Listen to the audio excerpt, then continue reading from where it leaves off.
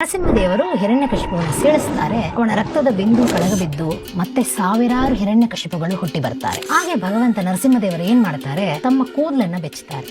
ಅವರ ಒಂದೊಂದು ಕೂದಲ ಕಣದಿಂದ ಮತ್ತೊಂದು ನರಸಿಂಹದೇವರು ಹುಟ್ಟುತ್ತಾರೆ. ಇವತ್ತು ಕಂಚಿ ಅಂದ ಕೂಡಲೇ ಎಲ್ಲರಿಗೂ ನೆನಪಾಗೋದು ವರದರಾಜ. ಆ ಕ್ಷೇತ್ರ ಮೂರ್ತಿ ಯಾರಂದ್ರೆ ನರಸಿಂಹದೇವರು.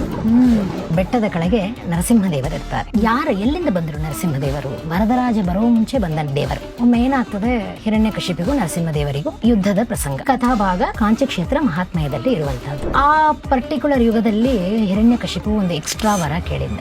ನನ್ನ ಛೇದ ಮಾಡ್ಲಿಕ್ಕೆ ಬಂದ್ರೆ ನನ್ನ ರಕ್ತದ ಬಿಂದು ಭೂಮಿಯಲ್ಲಿ ಬೆಳೆತದೆ. ಆ ರಕ್ತದ ಬಿಂದುವಿಂದ ಇನ್ನೊಂದು ಹಿರಣ್ಯಕಶಿಪು ಪ್ರಾದುರ್ಭಾವ ಆಗಬೇಕು.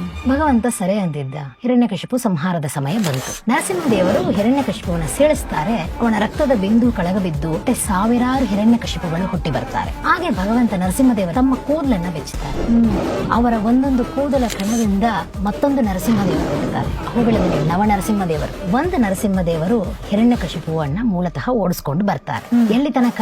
ಕಾಂಚಿ ಕ್ಷೇತ್ರ.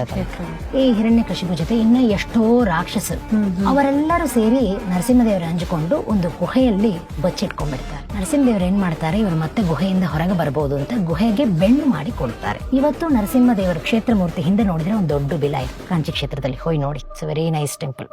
You will love it.